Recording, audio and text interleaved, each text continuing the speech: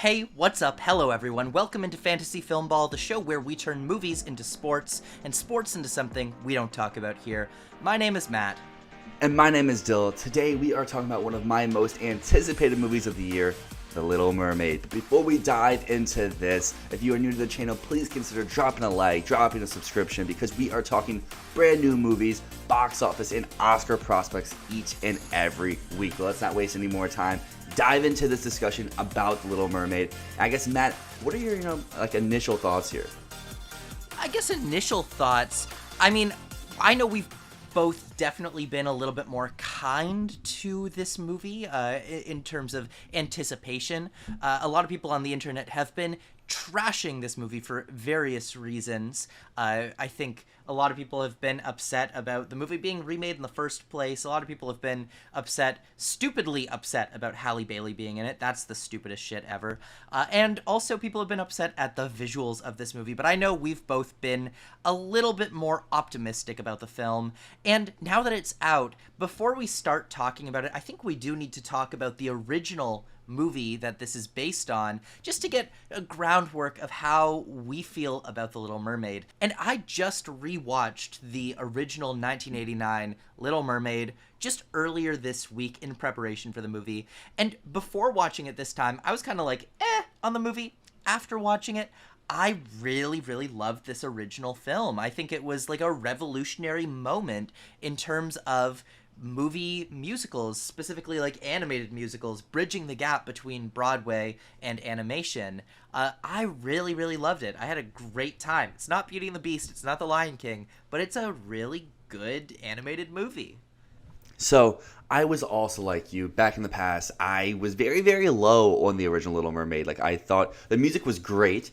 I just thought the rest of the movie really wasn't. And, like, as a kid and growing up, like, I thought Ariel was, like, a very one-note character where she was very fun, but, like, she didn't really have anything else to her besides, I want to be on the land. And then, like, Eric was just the guy she had to kiss, and Trident was just there, and Sebastian had a little bit of a personality, but he's still kind of like the jokester and everything like that. So the original one, I think, had some great music. Just the plot was a little shaky for me, but I also just rewatched it the other week, and it got better. I still don't think it's like the greatest thing in the world. Like you said, it's no Beauty and the Beast, it's no Lion King, it's no this, it's no that, but it's a solid Disney animated movie. I would say it's on like the lower tier of the Renaissance films, but it's, like you said, a very important one because it helped bridge that gap as like the first Renaissance movie. And I guess that kind of carries over to my feelings about these remakes in general. I am pretty receptive to all of them. I think they're fun. Like, for the most part, they are pretty much adapting the source material to the screen and adding like one or two elements, as well as allowing fresh new faces and voices to be heard, which I think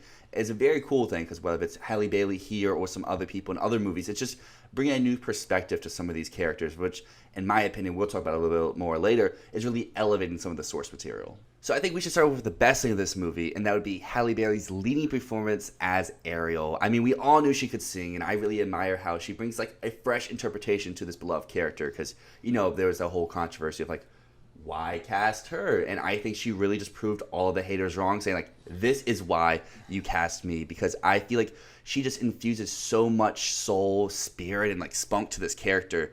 She has, like, as I said, an incredible voice, and that's on full force with Part of Your World, and I thought it was breathtaking. While I had some issues with like the visuals of that scene, I thought her voice and the song itself was head and shoulders above from like the original one. I think she really portrays Ariel's like yearning for life on the land very well, and like I was really believing like, hey, she really wants to be up there, and this is why she has to be up there. And I think where she shines the most here is when she can't talk. I mean, maybe spoilers for a movie that's been out for 30 years, maybe not. But yeah, there's a half this movie where Ariel can't talk. I kind of forgot about that before I rewatched the animated one last week, and then I was like, oh, half of this movie is going to be Halle Bailey just sitting there, and what are they going to do with it? Because like in the animated one, she kind of just, like I said, sits there. But this one, at least for me, you can feel her emotion, how she feels in that moment, what she's trying to convey in those scenes. And you mentioned before, like, what is the point of remaking these movies? And I think the thing this movie does so much more better than the first one is the romance between Ariel and Eric. I feel like they're both way more developed.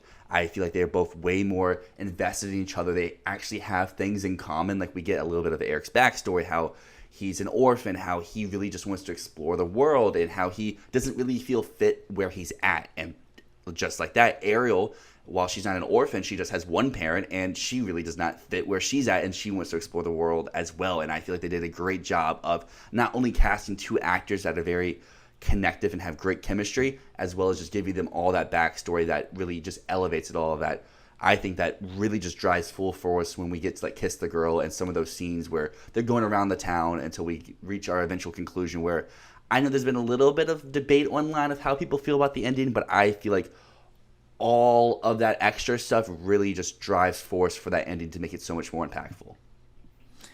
Halle Bailey is obviously like a major positive in this movie. Let me just address the controversy around Halle Bailey. I think that the controversy is the stupidest thing imaginable, because Ariel is not... Ariel is a cartoon mermaid. It does not matter who plays the cartoon mermaid, especially seeing as they moved this story from being around like Denmark, Sweden, where it does not make sense for this story to be happening, and they moved it to the Caribbean. That makes sense, and it makes sense. All of this, the casting is good. It makes sense. It's just like people being upset about that, calling this movie woke or whatever bullshit buzzword they want to use. Oh, it's so stupid. It's so stupid. Just like evaluate her performance as a performance. Like, stop your reactionary shit. Yeah, because we've already been through this one time. Because, like, with Aladdin, people did the same thing with Will Smith as the genie. And when the movie came out, everyone was like, oh, he was really good as the genie. So, like, I feel like you would learn your lesson one time, and then it happens again, and you're just right back to where you were. Obviously, a very, very, very talented singer. Like, she's a very talented singer. I just don't think she does the Broadway style that well. I definitely found myself getting a little bit annoyed with some of the flourishes and the runs, like the out of the sea, wish I could be. Like, no, I don't want it. I don't want it. Just give me the song. Don't give me the flourishes. She's talented, but yeah, I really liked what she did in her expressions, in her physicalization of this character. The way that she struggled to walk, I thought was really, really well done. The way that she, like you said, she just had like a love of life, a joie de vivre, as she was kind of like exploring the world. I think the best scene in this whole movie is the scene where she gets off of the carriage and then goes and explores a marketplace, and you just see her discovering this new world with this sense of childlike wonder. She is so good in that part of the role. Drop the singing. I don't care about the singing. I just liked her performance. Good. I adore it as well. And we'll talk more about her in a little bit when we get to some awards chances. Not Oscars, but other awards bodies. But another performance I really liked in this movie was Daveed Diggs as Sebastian. I feel like he had some of the greatest laughs in this movie. And really, there's some scenes that do drag in this film. And when he pops up and with his fish face, or with his crab face that doesn't really express much, but he has two eyes that just kind of sit there, and he always looks like he's eye rolling. I don't know. It just worked for me. Like, I get it looks off, but Sebastian worked. Some of the other creatures didn't work, but Sebastian worked for me. And I thought the actor that played Eric, Jonah Howard-King, did a very great job as well with the aforementioned building the romance, but also just feeling more of the character. And I feel like he really brought him to life. And just, I know I'm struggling for words here. We're recording this pretty early in the morning. As you can see, lighting in here, it's bad. It's like I'm under the sea. It's like Rob Marshall shot me for this movie. But I thought he was good. I thought Daveed Diggs was good. Halle Bailey was great. I thought Melissa McCarthy was cool. Like, I didn't see where she was amazing, but I don't think she was bad either. I just feel like that was the character I think suffered most in the transition from animated to live action, just because her scenes are normally a lot more, you could call them magical. And I would say worst in show here would go to Javier Bardem, who continues his streak of interesting acting choices post his Oscar win. While he's super fun and Lyle Lyle Crocodile showing off his musical talents, and then being the Ricardos, he's just having a ball. he's not like that at all here. And I was expecting those two performances to be meshed into one coming to The Little Mermaid. But The Little Mermaid, he's kind of like Stilgar and Dune. But that doesn't fit for this movie. He's just, I'm here. Daughter needs to come back. Yeah, it is not a good performance. Honestly, I would say outside of Halle Bailey and maybe a little bit Melissa McCarthy, I was just not a fan of the performances in this movie. I felt like people were just cashing in a paycheck for a lot of it. And that's what I felt most of all with this movie. Watching it, I was like, where is the magic here? Where is it? I don't feel the magic. Even in, I really liked the Under the Sea scene, but to what you said about it being colorful, I thought it was very busy. I thought it was very big and, fun, and there was a lot going on, but I still felt like the colors were a little bit muted because they were trying to make all of these fish, all of these sea creatures look realistic. They were trying to make the coral reef look realistic, and I feel like in a fairy tale, you don't want realism. You want magic.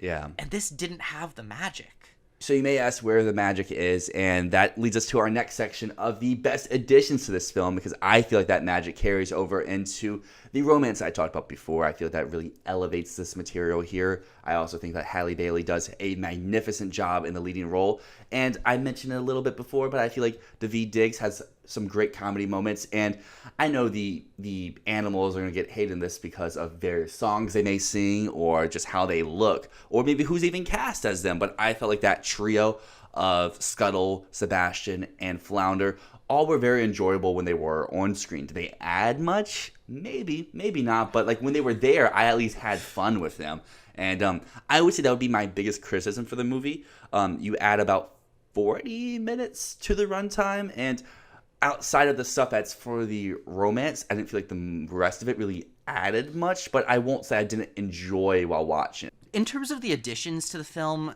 I don't know which ones I really enjoyed. I mean, I definitely liked getting a little bit more of the sense of the relationship between Eric and Ariel.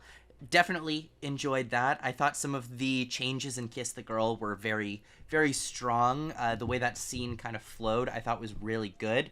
Yeah, that whole sequence, actually, I'd say is probably my favorite addition / adaptation to the film. But otherwise, oh man, we're missing Les Poissons. That hurts because that's such a fun song that we're missing. And yeah, I feel like the Sebastian, Scuttle, Flounder, that trio, they make so much more sense in the animated movie. Whereas here, every single scene that they're in, I'm kind of just thinking, why are you in this movie? What are you doing here? I don't understand your purpose at this point. And that kind of goes into some of the songs that they've added too. The Scuttlebutt, I think, is just so hilariously bad. So hilariously bad, but in that sense it's kind of fun how horrible it is. And Awkwafina is the most grating personality in this, but I kind of just love it. I kind of love how awful Scuttle is in this. But then there's, on the other side, there's the boring additions, the ones that aren't even annoying in their being added. Wild Uncharted Waters is the most boring song I have heard in a very long time. Why did it exist? Is it just there to justify doing I see no purpose for this song at all. It's so boring. You could put it in literally any musical and it would be just as pointless and boring as it is here. So, to that I say, you just gotta wake up, because have you not heard the Scuttlebutt? Because this song, regardless of what people may think of it, you can't deny if you walk out this movie and you don't have at least one lyric from the song stuck in your head for the next week. Because I saw this movie on Thursday, we're recording on Tuesday, I've yet to have the song come out of my head yet. Yeah. I think Wild Uncharted Waters is a very good song. I think it really adds to Eric's dynamic and how he really he's basically the reverse Ariel. Ariel wants to go to land, Eric wants to go to water, and I feel like it's giving a good sense of him longing for her as she is longing for him, as well as him wanting to explore it. But I think the best song added here is going to be, for the first time, the new song given to Ariel as she first gets to the land. And I feel like that song also adds a very good element to help progress Ariel's story, because like in the animated version, she sees the shipwreck, she sees Eric, and she's like, now this is my time to go to land. But this one really gives more meaning and gives more resonance to like when she first gets there, what she's experiencing. Because like the first time, or for the animated movie, she gets to land and she can kind of just walk perfect right away, and she's like one of them, just she can't talk. While here you get to see that natural progression of someone who's never been above water getting acclimated into what this very fast moving, very different society is like. And I guess on that note, that carried us over to awards chances, because I do think For the First Time will be the push for this movie. And I don't think it's winning, as we talked about, I guess maybe 3-4 weeks ago, saying, oh yeah, The Little Mermaid's probably number one in original song. Probably not anymore, but I feel like this song, depending on what the reception to this movie is going forward, could be a number 4, number 5 type contender, where it's never a winner, but it's like one of those safe movies throughout the nomination hall. But it could also be performing like the Pinocchio song from last year, where we feel like it's always number 3, and then just magically misses on nomination morning. As well as probably go for Halle Bailey and musical comedy actress, because I'm trying to think of other contenders for that musical comedy actress category. I mean, we have Barbie, we have Poor Things, Color Purple, May December maybe, and then that leaves here Little Mermaid. We have Challengers, and we have No Hard Feelings, and after that I can't really think of anything else. So yeah, I could totally see Halle Bailey getting a nomination at the Golden Globes, and it would be deserved, I think. As much as I'm not a fan of the movie, Halle Bailey did do a really good job. Now, I have a question for you, because we've seen some of these Disney live-action remakes get Oscar nominations in the past for the costume design, for the makeup and hair. Do we think it's possible for this to get into those conversations, or is the fact that they're mermaids and are mostly naked the whole time, is that going to impact the costume design chances? Yeah, I don't think costume design has a much chance at all, but I do think hair and makeup can at least be shortlisted. The makeup and hair thing, the one thing holding me back from that is that they CGI'd the hair in for every underwater scene. There was no real hair. So that makes me a little bit like iffy on that. But it makes me, would they go for VFX with this despite the backlash on it? I would have said yes before the movie came out.